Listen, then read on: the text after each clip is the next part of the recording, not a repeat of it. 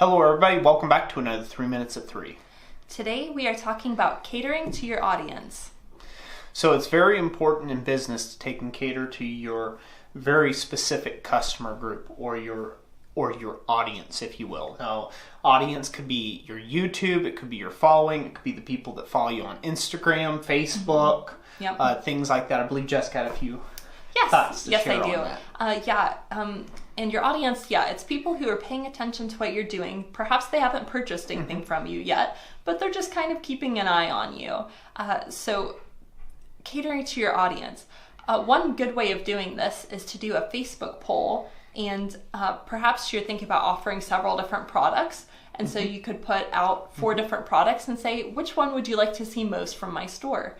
And you'll get some votes, and maybe you'll get, primarily votes leaning heavily towards one product or another, and you decide to use that input and go ahead and offer that product in your shop.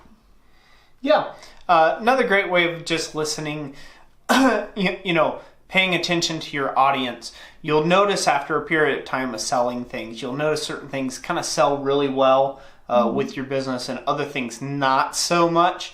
And so unless you have a very specific purpose in offering items that don't sell that well, so to speak, or marketing those, and there is a chance. Personal enjoyment. Yeah, personal enjoyment. You just enjoy making these things. And it may be something as simple as a split cross. Maybe you don't really have a market for split crosses, but you enjoy making them.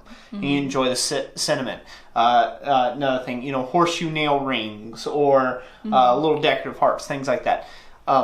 Another good way of listening to your audience is exactly that. Getting that kind of that feedback where the customer's not necessarily buying the items that you are offering, and then maybe you need to take and change it up until you find that kind of that hot seller. And one other point that you started to touch on there is looking at what has sold for you in the past and looking for the reoccurring themes for that.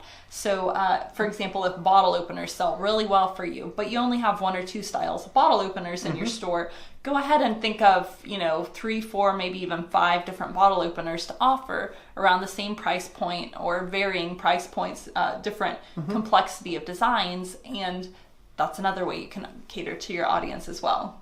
Yeah, and it doesn't always have to get too complex, the designs. They can be really simple designs in just a little different element. Maybe you do a punched hole versus a drilled hole. Maybe you give it a little extra taper or something like that. Yeah. Sometimes just a little change in design will actually just make the product go a lot better. But again, always listen to your audience. So that's going to be it for this 3 Minutes at 3. We really hope you enjoyed it. Thank you for joining us. And like we always say, God bless you. And we'll catch you on the next one.